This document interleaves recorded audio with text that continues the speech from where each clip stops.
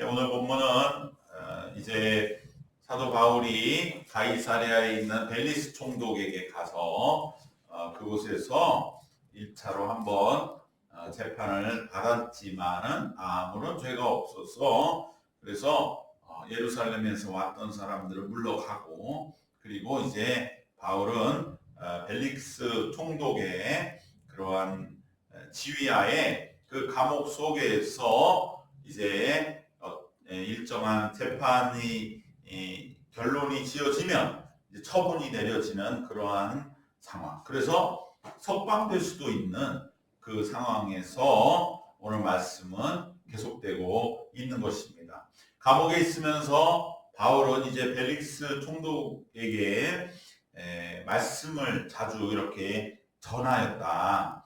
벨릭스는 당시에 유대 지역을 다스리던 로마 총독으로서 오래 그래도 한 6년, 7년 정도를 다스렸기 때문에 그곳에서 있었기 때문에 유대인들의 이 문제를 그래도 나름 소상히 알고 있었고요. 그래서 바울에 대한 것도 많이 파악을 하고 있었습니다.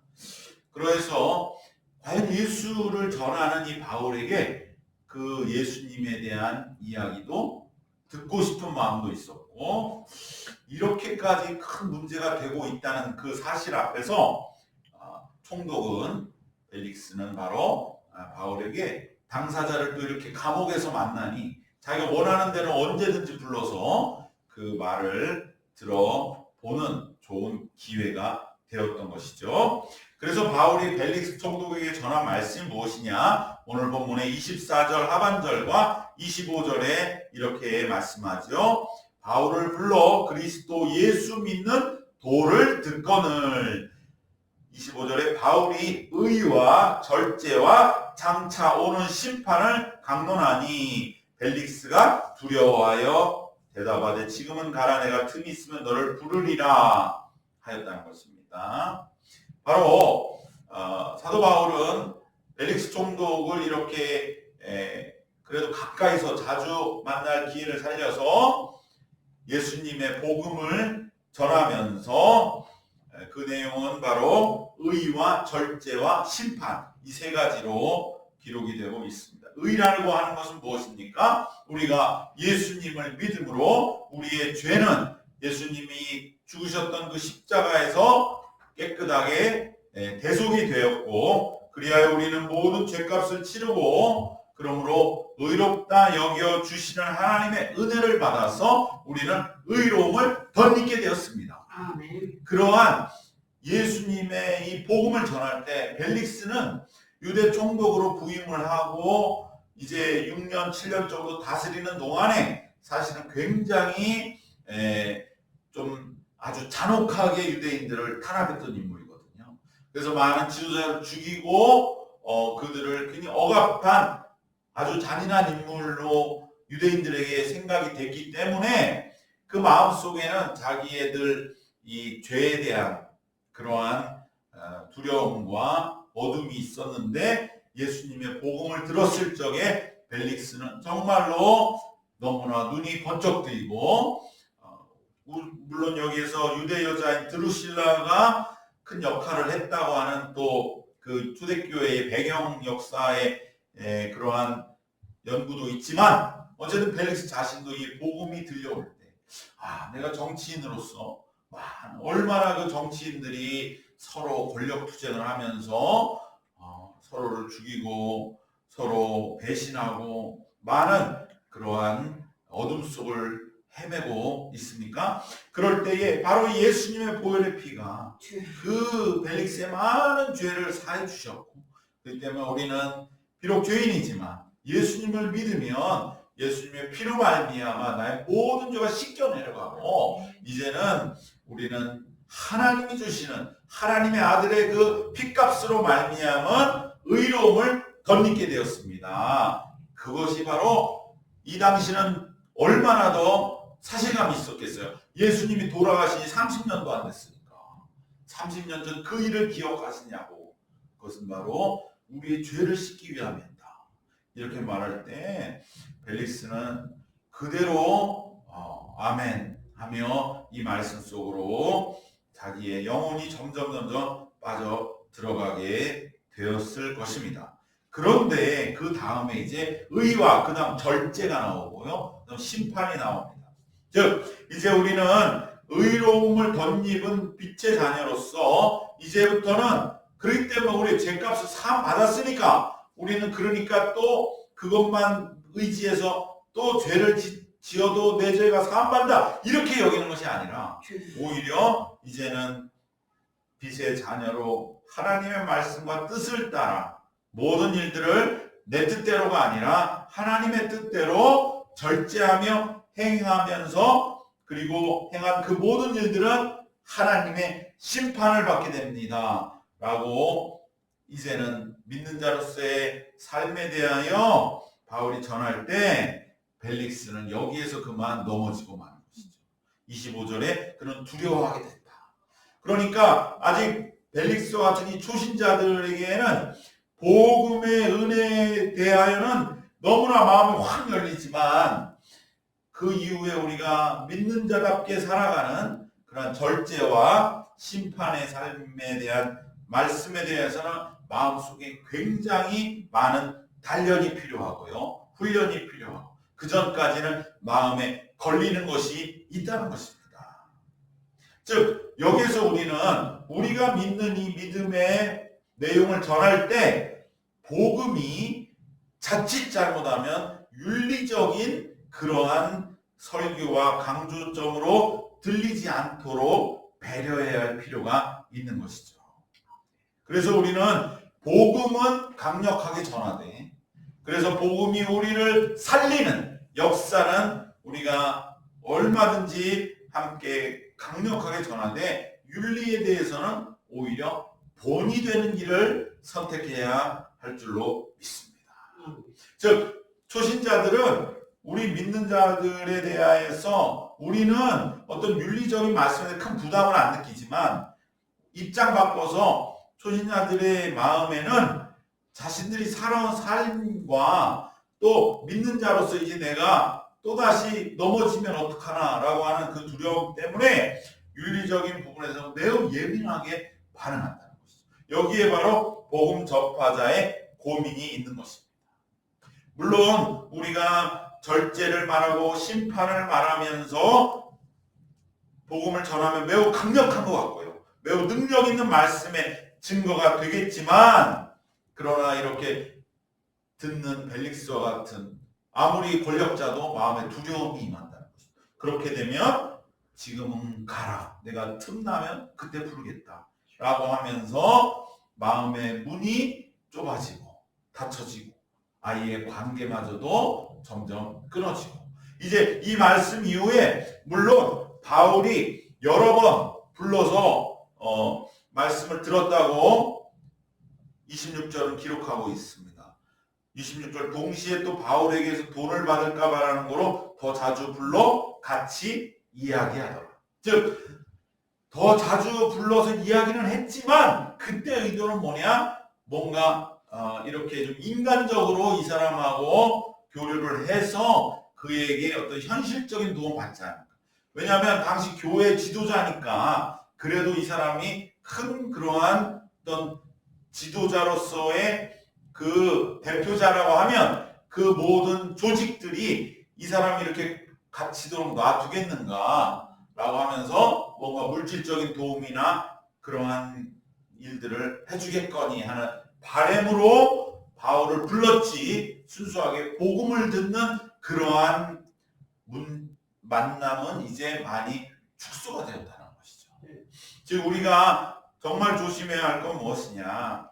물론 마음과 마음이 서로 통해서 신뢰의 관계가 형성됐을 때는 우리가 삶에 대해 직접적으로 터치하는 것이 물론 좋습니다. 그러나 그러지 않은 관계에서 이제 막 복음을 듣고 그가 점점점 주님 앞으로 이제 묶여져 가는 그러한 상황 속에서는 우리는 자칫 잘못하면 그들은 너무도 약한 존재이기 때문에 그들이 회개하고 윤리적인 말씀을 받아들이기까지 기다려주는 인내가 복음 전하는 자에게 오히려 필요하지 않을까. 그것은 결국 약한 모습은 아니다. 그것을 우리는 다시 한번 이 말씀 속에서 벨릭스와의 관계 속에서 보게 되는 것이죠. 사실 요즘 보통 사람들의 대표자가 이 벨릭스라는 거예요. 말씀은 듣긴 좋아하는데, 복음은 듣기는 좋아하는데, 힘은 있는데, 그러나 뭔가 다른 생각을 가지고 말씀 주변을 언저리를 맴도는 자들, 바로 그들에게 우리는 예수님의 복음을 전하되 윤리적인 그러한 모습에서는 직접적인 그러한 메시지보다 오히려 본이 되고 그들의 모범을 보이는 것에 힘쓰는 그 길을 가면 내 마음이 완전히 열려서 이제는 서로 깊이 신앙 안에서 확실히 묶였을 때, 그때는 오히려 정말로 우리가 삶에 대해서 서로 터치해주고, 우리가 그때는 정말 바른 말을 하더라도 강력하게 이끌어가는 그러한 전도자의 모습이 우리에게 또한 필요할 줄로 믿습니다. 우리는 복음을 전하고 윤리에는 본이 되는 신앙에 또한 더 한층 성숙된 지도자들이 되시기를 주님의 이름으로 축원합니다. 사실 이제 두 번째로 벨릭스 총독은 바울이 죄가 없다는 걸 이미 알고 있죠. 그러면 사실은 자기가 어떻게 됩니까? 즉시 판결을 내려 이제 최종 재판을 내려서 결론을 지어줘야 돼요.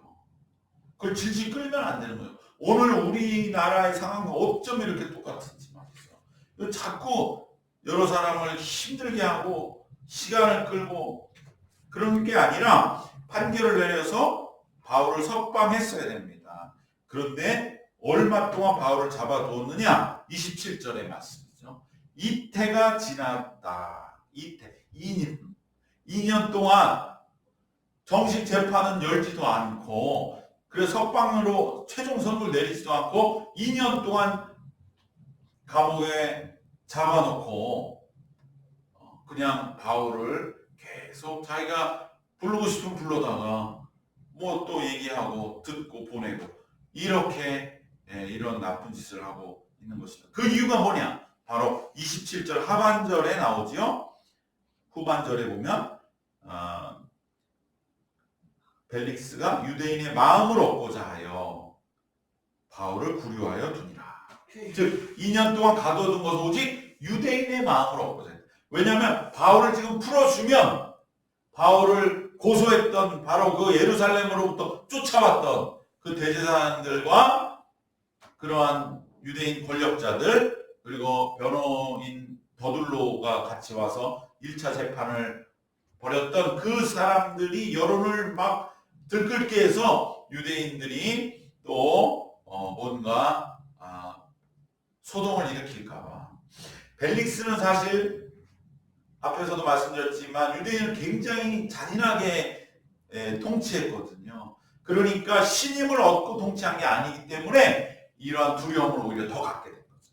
자기가 유대인들과의 어떤 신뢰 속에서 로마 총독으로 유대인을 다스렸다면 얼마든지 설득해서 바울은 아무런 혐의가 없지 않느냐 풀어주는 자신감이 있었을 텐데 오히려 그러한 자신감은 없고, 그러니까 힘으로만 내리둘렀지만 그것은 이제 한계가 있는 것이죠. 이제 벨릭스는 점점 자기가 총독의 임기고 끝나간다는 걸 알았어요. 오늘 여기서 이제 총독이 바뀌는 구절이 27절 아니겠습니까? 그러니까 마지막 총독이 되는 벨릭스는 한 7년에서 8년 정도 유대 총독으로 있었는데, 그런데 그 최종 마지막 해 2해 동안 바울을 가둬놓고 그냥 내보내지도 않고 그곳에서 뭉개고만 있었던 것이죠. 그래서 바울이라도 잡아놓고 있으면서 유대인들의 여론을 얻으려고 했던 것입니다. 바울은 이러한 벨릭스 총독의 간악한 계략의 희생물이 될 뻔했습니다. 벨릭스는 감옥 밖에 있으니까 사실은 바울이 감옥 안에 갇혀 있는 일이 얼마나 바울에게는 괴롭고 답답하고 부당하고 억울하고 괴로운 일인지를 사실 공감을 못하는 거죠. 왜냐하면 또 또 그에게는 감옥이라고 하는 우리가 평소에 잘 생각하지 않잖아요. 얼마나 또 많은 행정 업무들이 있었겠습니까? 바로 이처럼 강자의 망각과 부주의함, 이것은 약자에게는 엄청난 피해로 다가오는 것이죠. 강한 사람은 잘 몰라요. 내가 지금 약한 사람한테 얼마나 피해를 주고 있는지 몰라. 나는 그냥 지금 내가 하고 있는 일을 지금 이거에 얼마나 이게 중요한 일인데 이렇게만 생각하고 약자에 대한 것은 잊어버리고 있다 이 말이죠. 감옥 밖에 벨릭스는 잊어버리고 있어도 감옥 안에 바울에게는 감옥에서 나가는 날만을 기다리고 있는 입장에서는 너무나 큰 피해가 되는 것입니다. 만일 바울이 2년 동안 감옥에 그대로 머물러 있으면서 스스로 지쳐버려서 상심하고 그대로 주저앉아 버렸다면 이후에 바울의 사역의 길은 어찌 되었을까? 끔찍한 일이 되었을 것입니다. 그러나 바울은 이 2년이라고 하는 오랜 수강 기간 동안 결코 영적으로나 심신적으로 약해지지가 않았습니다.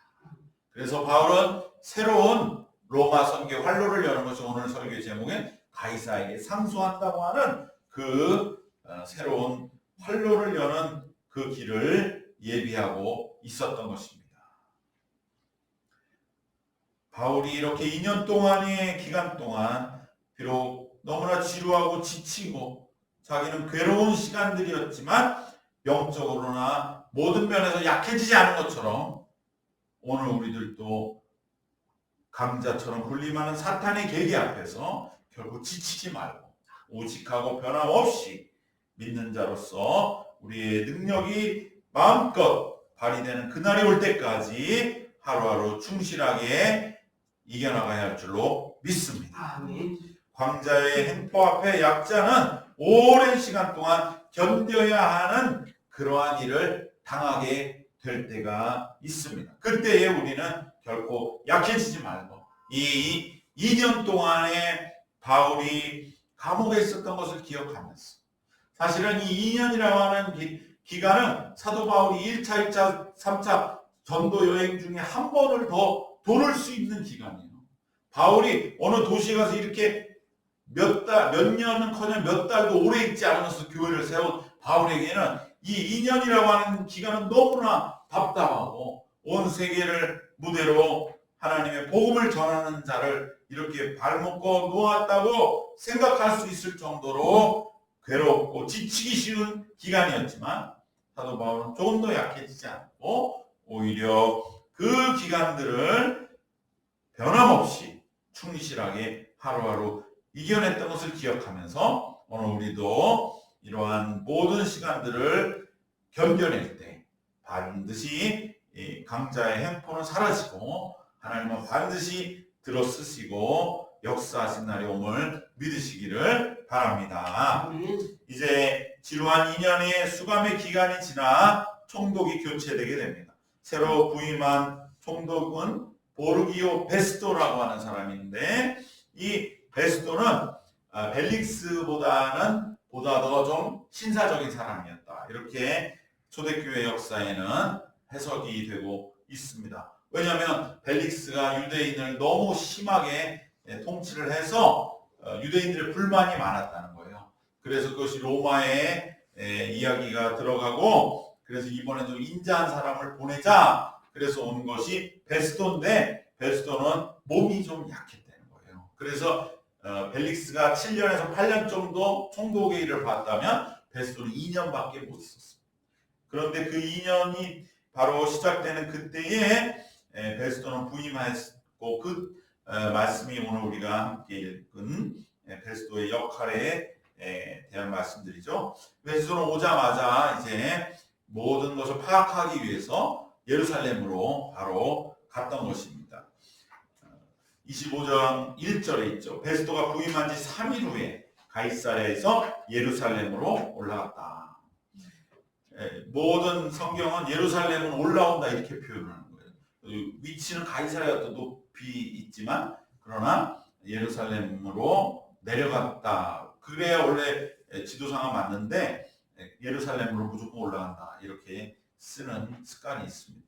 그래서 3일 지나서 이제 파악하려고 그래도 유대 지역의 총독인데 예루살렘을 가야죠.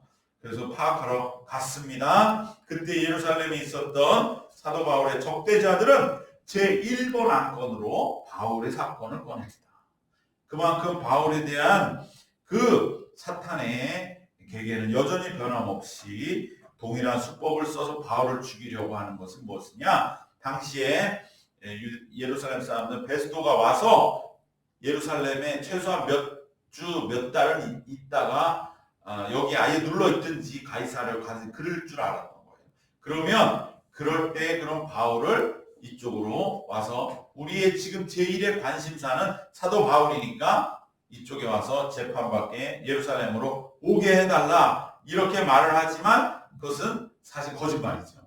재판받는 게 목적이 아니고 중간에 죽이려는 똑같은 그 2년 전의 일을 여전히 그 사람들은 계획을 하고 있었던 것인데 베스도는 그것에 대한 정보를 어느 정도 들었는지 그들에게 말하기를 내가 예루살렘에서 오래 못 있는다. 내가 몸이 또 약하고 그래서 나는 가이사랴로 돌아갑니다.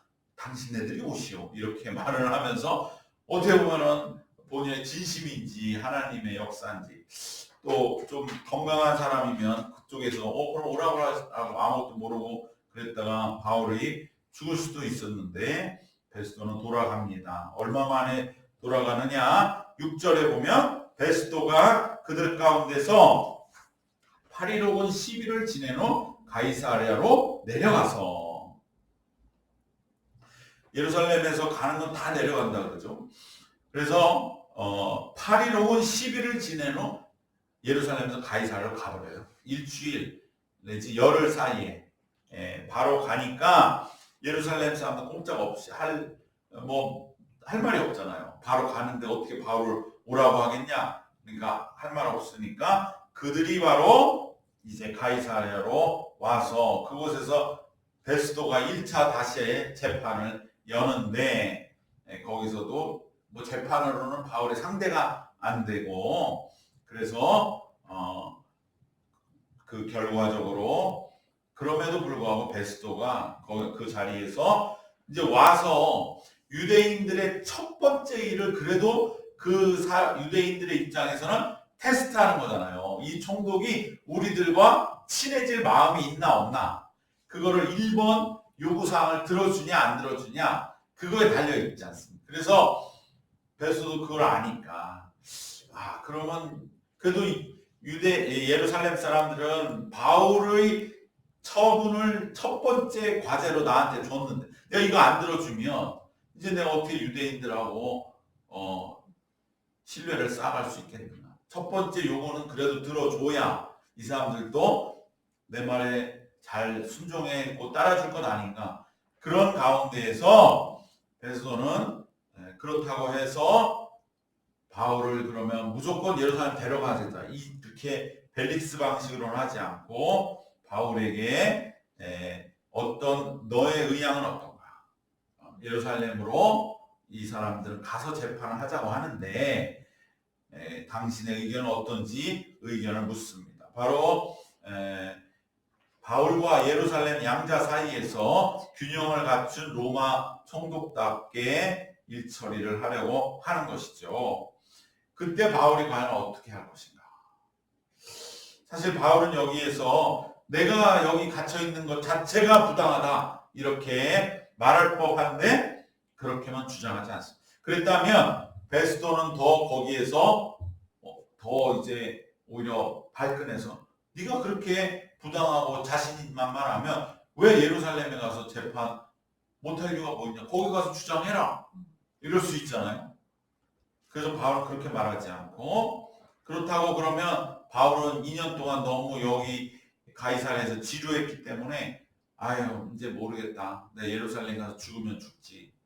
이제 나도 다 지쳤다. 이렇게 하면서 좋습니다. 예루살렘 갑시다. 이것은 무모한 만용이죠. 그러한 만용도 부리지 않고 놀라운 제3의 제안을 한다는 것이죠. 여러분 이것이 바로 인간의 생각으로는 바울이 여기서 그냥 내가 2년 동안 너무 힘들었다 이렇게만 주장하는, 우리가 생각할 때 그렇게 하거나 아니 예루살렘 갑시다. 내가 뭐 못 갈 건 뭐 있어. 이렇게 한 것이 인간이 생각하는 전부인데 여기서 바울은 놀라운 제3의 제안을 하는 거예요. 여러분 우리가 살면서 이러한 길을 인도하는 것이 성령님의 이끄심임을 기억하시길 바랍니다. 아멘. 그래서 인간의 생각 나오기가 어려운 것이죠. 바로 그것이 바로 나는 내가 무슨 잘못이 있습니까? 나는 로마 시민으로서 바로 황제 가이사, 로마의 황제에게 상소하겠소. 나는 로마로 가서 재판받기를 원합니다. 이것을 선언하게 될 때 이것이 바로 성령이 이끈 놀라운 제3의 제안이 되는 것이죠. 그러면 모든 것은 다 공평하게 처리되는 거예요. 우선 총독 베스도의 입장에서 자기도 예루살렘 사람들한테 명분이 딱 서잖아요. 내가 바울에게 의향을 물어봤는데 바울은 여기에서 로마 시민으로서 로마법에 따른 재판받기를 원하니 로마법대로 내가 지켜야 되는 총독 아닙니까? 어떻게 할 수가 없습니다.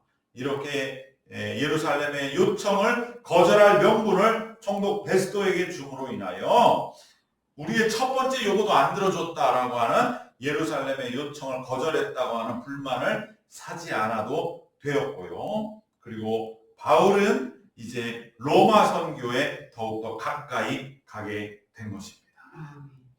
2년 동안 정체되었던 선교의 활로가 새롭게 열린 것입니다. 물론 바울에게는 바로 석방되어서 개인적으로 자유롭게 로마를 향하는 것이 가장 바람직하겠지만, 그리고 바울은 그 길을 얼마든지 주장할 수도 있었지만, 그러나 베스도의 입장도 생각하고 그리고 성령의 인도하심 속에서 로마 선교를 위해서라면 내가 죄수의 신분인 것은 관계없다. 그러한 지혜를 깨닫고 하나님이 주신 그 지혜로 이제 가이사에게 상소함으로 인하여 자연스럽게 예루살렘으로 가는 덫에 걸리지 않는 이중적인 모든 효과를 얻게 된 것입니다.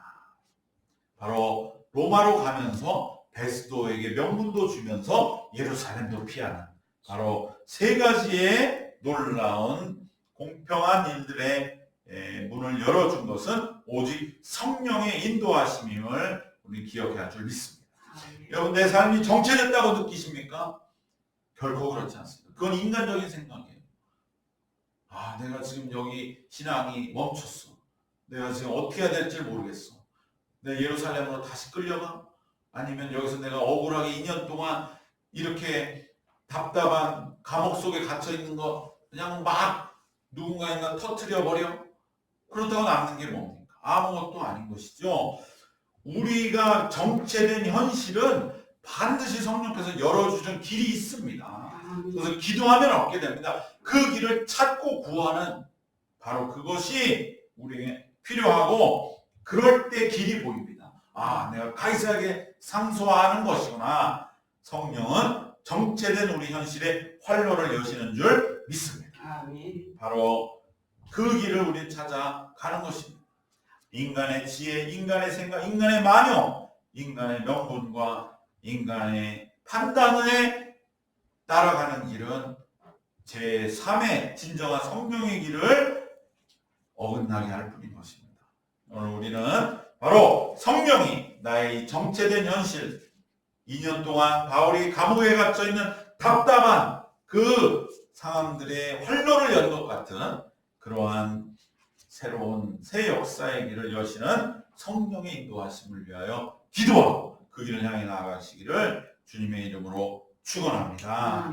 예루살렘 사람들이나 총독이 제안하는 불의한 길이 우리의 상황을 이끌어가도록 방치하거나 내버려둬서는 안 됩니다.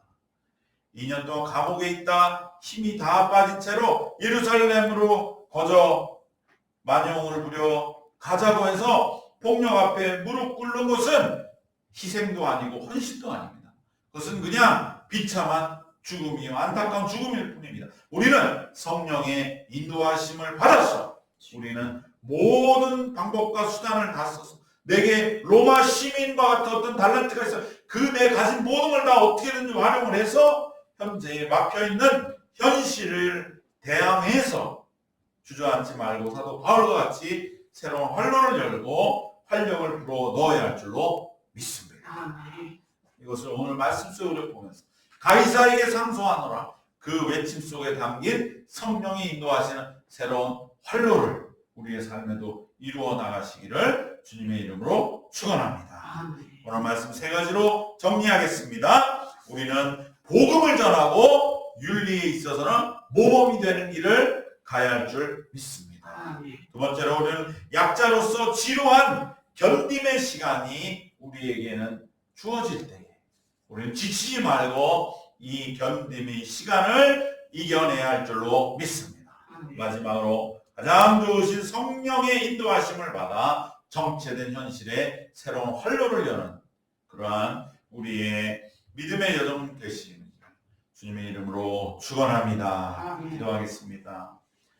사랑과 은혜가 충만하신 우리 하나님, 사도 바울의 2년 동안의 수감의 기간 동안 참으로 그는 벨릭스를 전도하고자 애썼지만 참으로 복음을 통하여 또 하나님의 말씀을 통하여 그를 변화시키려 했던 그 노력이 조금도 우리의 삶 속에 약해지지 아니하도록 그래서 우리들도 복음을 전하고 윤리에는 모범이 되는 참으로 권능 있는 전도자들로서 세상 속에 설 수 있도록 하나님 지켜 주시옵소서. 2년 동안 감옥에서 지치고 지루하고 정말 최종 선고도 내려주지 아니하고 자신을 이렇게 힘들게 하는 그 모든 상황도 사도 바울이 이겨낸 것 같이 오늘 우리를 지치게 하는 이 모든 현실들도 반드시 우리는 잘 이기고 견뎌내서 이제 드디어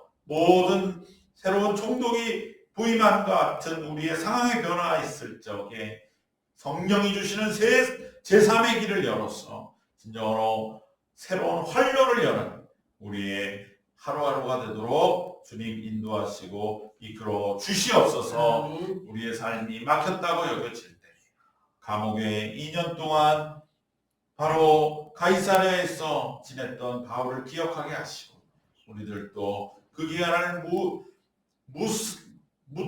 어떠한 일이라도 잘 감당해서 이겨내서 견뎌내서 반드시 로마를 향한 길을 여는 우리의 남은 생이 되도록 우리 하나님 축복하여 주시옵소서. 아멘. 성령께서 인도하여 주시옵시오. 아멘. 우리 주 예수 그리스도 이름으로 기도드리옵나이다. 아멘.